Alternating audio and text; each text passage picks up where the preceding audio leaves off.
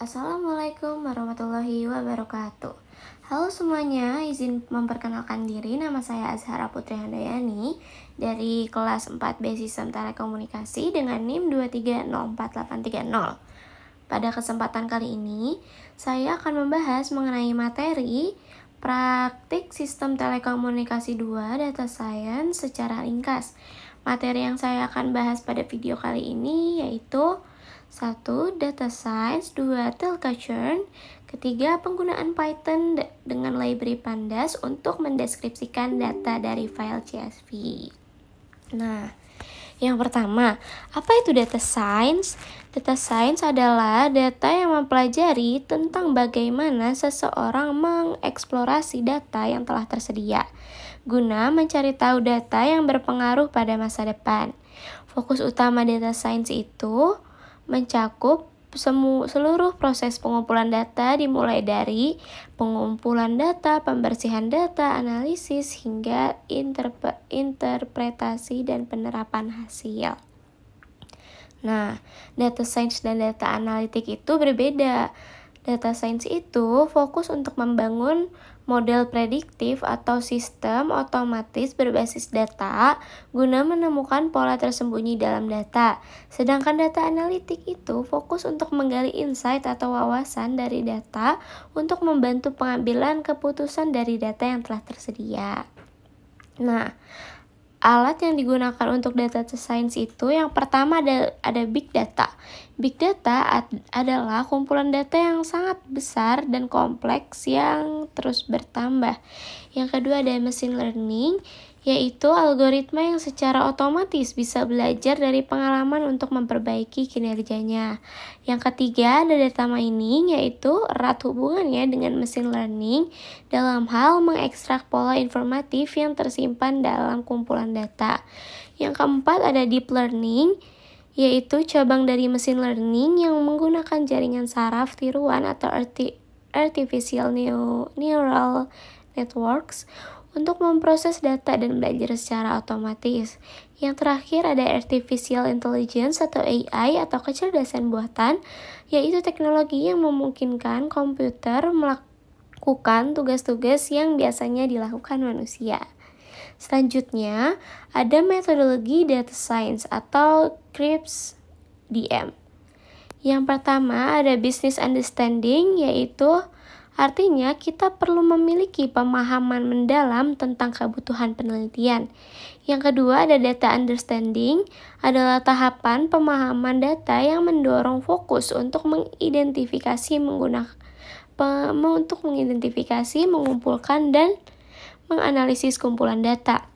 Yang ketiga ada data preparation, adalah tahapan yang menyiapkan kumpulan data akhir untuk pemodelan yang diantaranya menentukan dataset yang akan digunakan, pembersihan data, integrasi data, dan lain sebagainya. Yang keempat ada modeling, secara garis besar adalah tahapan bahwa kamu akan membuat dan menilai berbagai model machine learning sebagai penerapan teknik pemodelan. Yang kelima ada evaluation, yaitu tahapan ini bertujuan untuk melihat lebih luas apakah model yang dipilih merupakan yang paling sesuai dengan tujuan bisnis. Yang terakhir ada deployment, yaitu tahapan ini melibatkan implementasi model yang sebelumnya kita buat dan evaluasi. Selanjutnya kita akan membahas apa itu telculture. Telculture adalah istilah dalam industri telekomunikasi di mana dapat mengidentifikasi pelanggan yang berpotensi churn berdasarkan data historis dan perilaku pelanggan. Istilah churn ini sendiri berarti tingkat kehilangan pelanggan dalam periode waktu tertentu. Churn itu memiliki faktor yang mempengaruhi. Yang pertama ada harga dan biaya layanan. Pelanggan mungkin saja mencari alternatif yang lebih murah atau dengan nilai yang lebih tinggi. Yang kedua ada kualitas layanan. Masalah seperti gangguan jaringan, lalu layanan pelanggan yang buruk dapat mendorong pelanggan untuk berpindah. Yang ketiga ada persaingan pasar. Penawaran yang lebih menarik dari pesaing dapat menarik pelanggan untuk beralih. Selanjutnya ada jenis-jenis churn.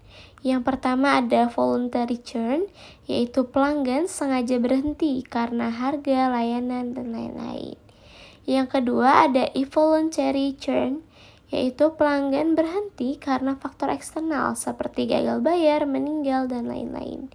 Yang terakhir ada partial churn, pelanggan mengurangi layanan tapi tidak sepenuhnya berhenti.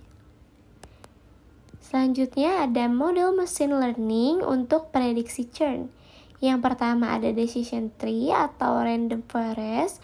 Yang kedua ada logistic regression. Yang ketiga ada gradient boosting.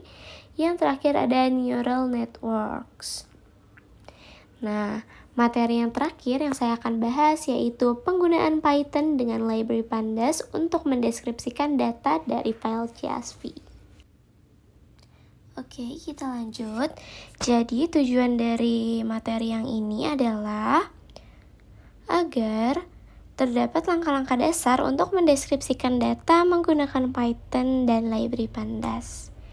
Yang pertama ada mengimpor data dan membaca file. Untuk mengimpor data, kita dapat menggunakan import pandas SPD. Digunakan untuk mengimpor library yang diperlukan guna memanipulasi dan menganalisis data. Untuk membaca file, kita dapat menggunakan data sama dengan pd.read_csv dalam kurung tugas CSV. Nah, tugas CSV-nya itu conditional sesuai nama file yang diupload. Yang selanjutnya ada untuk menampilkan data teratas maupun terbawah.